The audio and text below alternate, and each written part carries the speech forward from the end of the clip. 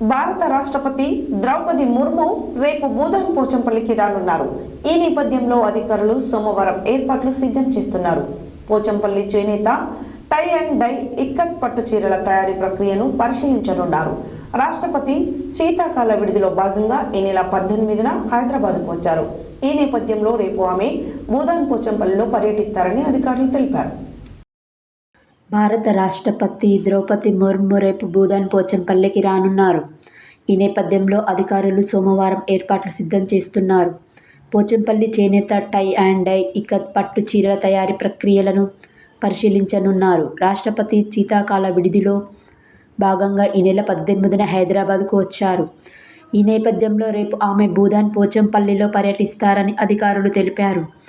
పోచంపల్లి చేనేత సహకార సంఘం రూరల్ టూరిజం సెంటర్లోని మ్యూజియంను సందర్శిస్తారని, చేనేత కార్మికులకు జీవన స్థితిగతులపై అధ్యయనం చేస్తారని తెలిపారు. ప్రపంచవ్యాప్తంగా మంచి గుర్తింపు పొందిన పోచంపల్లి ఇక్కత్ పట్టు చీరలపై అవగాహన కల్పించేందుకు చేనేత వస్త్ర కళాకారులతో సమీక్ష జరుపుతారని తెలిపారు.